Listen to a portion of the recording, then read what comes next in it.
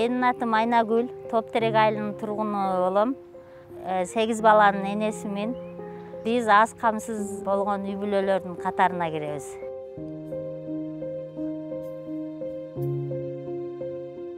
Бул Топтерек айылы башкача болчу көрүнүштөр. Азыр деген ошо климаттын өзгөрүшүнүн себебинен сел деген көбөйүп атат. Сел айылга жакындап, суу ташкындары деле көбөйүп атат. Жашоочуларга зыянчылыгы тийип атат. Аны коргош үчүн ушул габиондорду тургузуп атышат, жээктерди тосууга аракет жасап атышат. Ошол жерде кечке эртең менен кечке чейин иш болот. Анан кечинде кайтабыз. Эми табигый кырсык бул баягы айтып болбойт да, күтүлбөгөн жерден келет, ондой зыяндары көп эле болуп келип атат. Мисалы, былтыркы жылды эске алсак, былтыр мисалы өзүбүздүн айылда бир канча малдар деле акты, үйлөргө кирип кетти, 3-4 үйгөчө. Биз үчүн ошол биринчиден өзүбүздүн ушул жашоо тургундарыбыздын турак жайларын сактоо максатында кылып атабыз буну.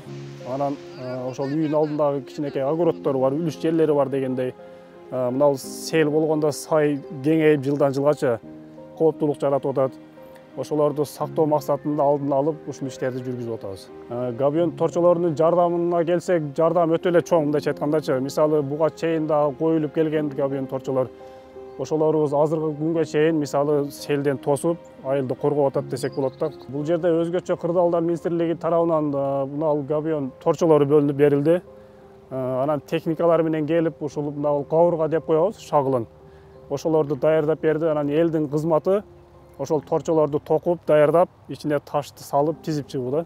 Дүйнөлүк азык-түлүк программасынан бизге ошол баягы иштеген жарандарга ун менен май бөлүнүп берилип атат. Бириккен Улуттар уюмунун дүйнөлүк азык-түлүк программасынын негизинде азыр өзгөчө кырдаалдар министрлигинин Ош шаарынан Нариман айылына биздин өзгөчө кырдаалдарга түштүк борборуна бир автоматизированный цех коюлду. Бирөө болсо Чүй областынын Беловодскка коюлду. Азыр ошо коюлгандан бери габиондорду көбүрөөк чыгара баштадык да. Ручной токуганда көп адамдар керек эле. Азыр болсо 6 адам менен оборудование иштеп атат. Бир сменде 6 адам. Азыр биз бир смен менен иштеп атабыз. Күнүнө 150 штук чыгарып атабыз. 200 штукка чейин.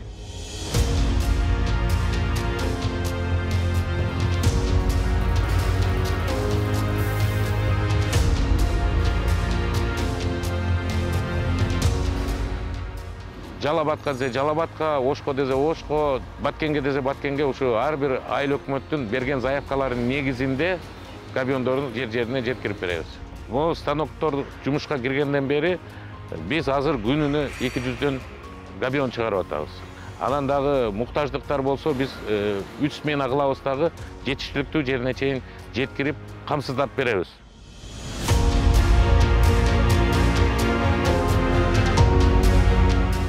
Данный проект был реализован при поддержке правительства Швейцарии и по запросу Министерства по чрезвычайных ситуациях Кыргызской Республики. Проект направлен на поддержку устойчивости и поддержку потенциала министерства, и также на повышение эффективности по реализации митигационных проектов Министерства по чрезвычайных ситуациях и местных властей. Кыргызстан является горной страной, почти любое сообщество, особенно те, которые расположены в сельской местности, в горной местности, они испытывают высокую подверженность различным видам бедствий. Почему для нас это важно? Поскольку, как мы знаем, для достижения любых устойчивых результатов по развитию, любой стресс в виде бедствий, он отражается на том, что значительная часть ресурсов всегда будет направлена на восстановление и реабилитацию. Так вот, чтобы таких расходов, как бюджет страны, так и вообще деятельность было меньше, очень важно вести митигационные, то есть действия по подготовке к ЧС.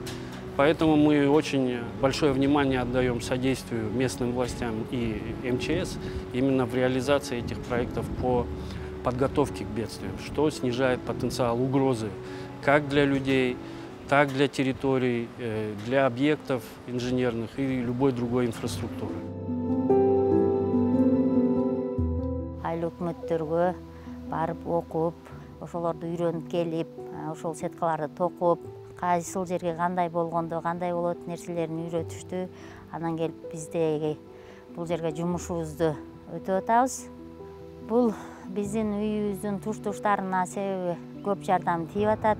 Габиом селден сактап калыш үчүн кыйла дагы болсо үйүбүздөн ары болуп калды сел. Түнгүсүн уктап атканда дагы азыр баштагыдан караганда тынчыраак уктап калдык.